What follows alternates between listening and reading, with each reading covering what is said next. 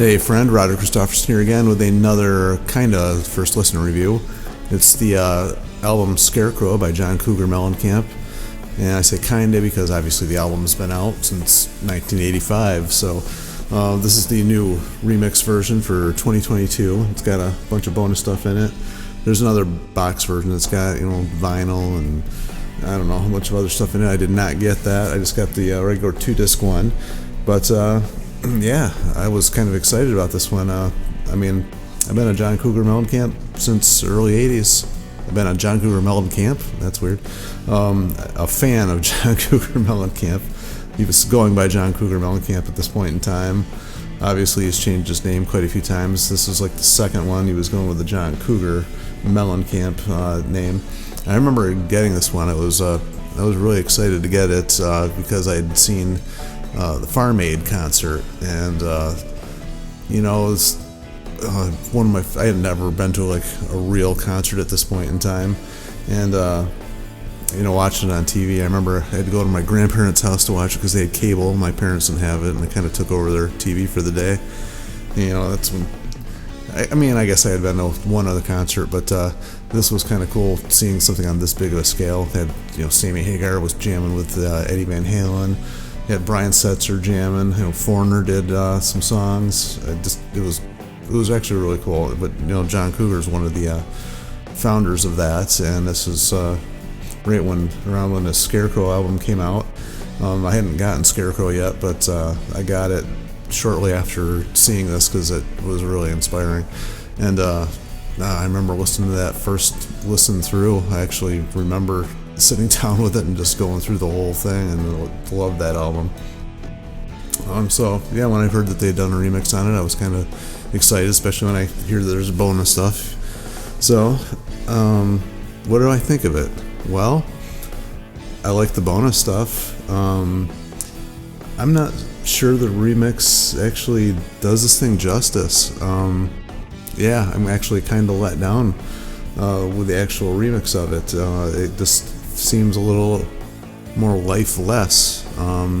The original, had a kind of an edge to it. It felt like a punk rock attitude with a country rock type sound. And this just, I don't know what they did. The vocals sound a little bit more flat. Bass is a lot more up front. But I don't know. It just doesn't have that edge like the original had. I kind of went back and listened to it a little bit, and it seems like they just kind of flattened out, the EQ or something on the vocals. There's just, I don't know. They should have left it alone. I don't know. I not much more I can say about the mix of it. It just doesn't do anything. The original mix was way better. Like I said, the only thing I noticed good about it is I can hear the bass a little bit better. The drums just don't feel like they have that, that punch. It feels like they lost that. The vocals, like I said, just feel a little less lifeless, and the guitars just don't have that overpowering drive like they. Even though it was like a country rock album, I think we can give him credit for kind of starting that genre. It's kind of like rock with depressing, I guess, lyrics in an upbeat way. They told a story.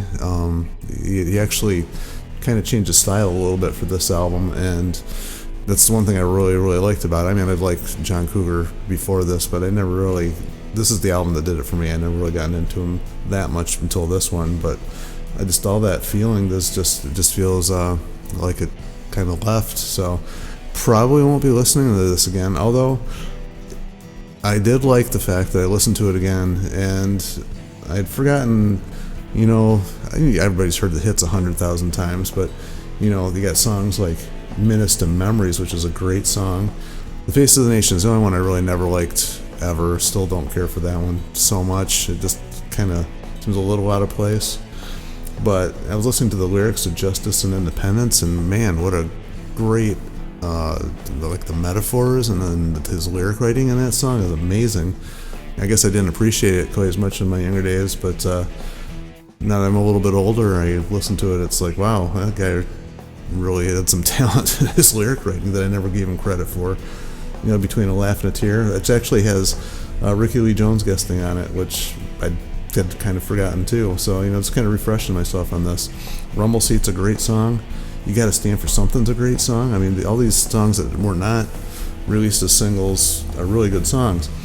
And the one thing, because I bought it on vinyl when I was younger, I didn't get the bonus, The Kind of Fella I Am. So I didn't even know that they had Ry Cooder playing slide guitar on it. Otherwise, I probably would have hunted this down a long time ago. So that was kind of a pleasant surprise. And that song actually fit in, put pretty good with the feel of the album. I mean, the lyrical content and the whole feel of the original release obviously had a theme and just an overall feel to it. I guess he made his band listen to 100 singles or something from the 60s, 50s, and 60s to try to get into the feel of what he wanted to do with this album. And of course, they have their own style and feeling that they put into it, which I think translated well. This is just art. It really was the creation of something new. And I think maybe if they'd gotten the Face of the Nation out of there and put The Kind of Fella I Am, it would have been perfect album. The only song I never really liked was The Face of the Nation. Otherwise, this would have been a perfect album. So it was kind of cool hearing that. And then, of course, the acoustic version of Small Town, which was really cool. And that is the whole first disc of this. It was really nice listening to it again. Aside from the mix not being all that great, it was just nice hearing the songs again, which I probably wouldn't have done. So it's been a long time since I listened to this album. Now, the bonus stuff, even though there's not a lot, there's only 11 songs, and they're not even, some of them aren't even full songs. It was fun listening to the bonus stuff. I actually liked all of that. He does a cover of Under the Boardwalk. They got the rough mix of Lonely All Night, which you say a rough mix, but it had some different vocal thing going on in there too. And then there's just a little demo of Between a Laugh and a Tear. It was only a minute long. It was just him and acoustic guitar. So, I mean, I guess it would have been nice to hear the whole thing, but at the same time, you didn't really need to. Just trying to give you the idea of what it was like when he was writing these songs. And then Carolina Shag was a cool song. That would have fit in perfect on the original release. That was a really good song. Then there's James Brown's Cold Sweat, which was really fun to listen to. I don't think it fit in with the album at all, but it was fun to listen to. And then, of course, you got the writer's demo of Rumble Seat, which is kind of fun. A song called Smart Guys, which was really good too. It was fun to hear that one too. It still had that same feel, and it would have fit in well with the original.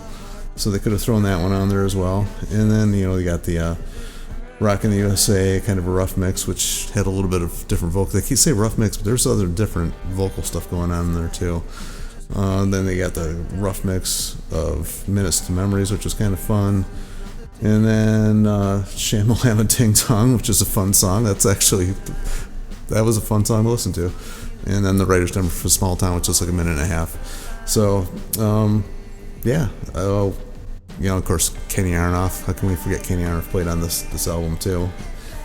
So it was cool. I'm happy with this release. Aside from the mix, the extra stuff was worth it. I wish they would have just done maybe a single disc version of the extra stuff. I could have done without. I probably won't ever listen to the remix ever again, because of everything I just said. But the bonus stuff was fun. I really enjoyed it. That was kind of like having a little extra rarities type album. So, So anyway, I guess that's about all I got to say about that one.